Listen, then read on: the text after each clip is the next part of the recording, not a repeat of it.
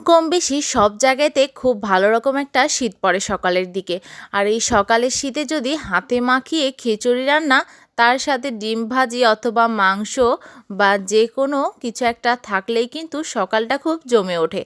আমি আজকে ৩ পদের ডাল দিয়ে সুন্দর করে হাতে মাখিয়ে খিচুড়ি রান্না করব। আমার মতো আপনারা কারা কারা এভাবে হাতে মাখিয়ে খিচুড়ি রান্না করেন অবশ্যই কিন্তু জানাবেন। আমি প্রথমে কিছুটা মাসকলাই আর মুগ ডাল ভালো করে ভেজে নিয়েছি, 2 ডাল একসাথে দিয়ে, আপনারা তো দেখতেই পেলেন। আর আগে থেকে আমি মসুর ডাল চালের সাথে কিছুটা পরিমাণে মিক্স করে নিয়েছি, আপনাদের পরিমাণ মতো মিক্স করে নেবেন। আমি 3টি ডাল সুন্দর করে আর চাল একসাথে ভালো করে ধুয়ে কিছুটা পেঁয়াজ, কাঁচামরিচ আর রসুন দিয়েছি, সাথে দারচিনি, এলাচ আর কিছুটা তেজপাতা দিয়েছি, লবণ আর হলুদের গুঁড়ো আর পরিমাণ মতো তেল দিয়ে সুন্দর করে মাখিয়ে নেব। আর আমি এখানে জিরে দিতে ভুলে গিয়েছিলাম, জিরেটা কিন্তু কাঁচা জিরে এখানে ব্যবহার করতে হবে, জিরে গুঁড়ো দেওয়া যাবে না, কাঁচা জিরেটাই এখানে ব্যবহার করতে হবে।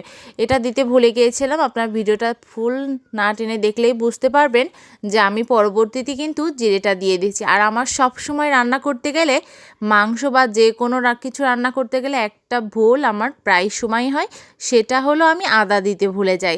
সব কিছু হয়ে যায়, পরে যায় আমার মনে পড়ে আমি তো আজকে আদাই দিইনি রান্নাতে। ঠিক এটাও তার বিকল্প কিছু হয়নি, এটাতেও সেম একই রকম হয়েছে। আমার বসিয়ে এখন দিয়েছি রাইস কুকারে, এটা অবশ্য আমি রাইস কুকারেই রান্না করব। দেখেন আপনি পানির পরিমাপটা কীরকমভাবে দিয়েছি, যতটুকু চাল সেই চালের উপর থেকে 3 কড় পানি আমি মেপে দিয়েছি। এটাতেই কিন্তু একদম পারফেক্ট হবে। আপনারা যদি আরেকটু ঝরঝরে করতে চান সেহেতু একটু কম পানি দেবেন। দেখেন আমি আদা দিতে ভুলে গিয়েছিলাম, এই সময় আমি আদাটা দিয়ে দিচ্ছি। আমার প্রায় সময় রান্না করতে গেলে সব সময়ের জন্য এরকম হবে, সব সময় আমি আদাটা দিতেই ভুলে যাই। আমার মতো কে কে এরকম হয় অবশ্যই কিন্তু কমেন্ট বক্সে জানাবেন। আমি এইগুলো রাইস কুকারে দিয়েছি, আমি রাইস কুকারে হতে থাকবো, আমি এদিকে মাংসটা রান্না করে নেব। মাংসর রেসিপিটা আপনাদের সাথে শেয়ার করব। আর আপনারা যদি চান তাহলে আমাকে কমেন্ট বক্সে কমেন্ট করে জানাতে পারেন, তাহলে কিন্তু আমি খুব তাড়াতাড়ি মাংসের রেসিপিটা শেয়ার করব।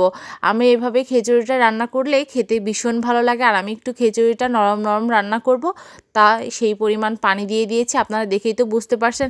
আর এত পরিমাণ ধোঁয়া উঠছিল যে আমি ভিডিওটাই ঠিক করে করতে পারছিলাম না, এজন্য আপনারা একটু ভিডিওটা একটু হয়তো ধোয়ার জন্য কেমন এসে। হাতে মাখিয়ে খিচুড়ি কার কার পছন্দ অবশ্যই কমেন্ট বক্সে জানাবেন। আর যারা এখনও ট্রাই করেননি তারা কিন্তু অবশ্যই একবার হলেও ট্রাই করে দেখতে পারেন। আর আমার ভিডিও যদি আপনাদের কাছে ভালো লেগে থাকে তাহলে পেজটিকে অনেক অনেক শেয়ার, কমেন্ট আর লাইক করবেন। আল্লাহ হাফেজ।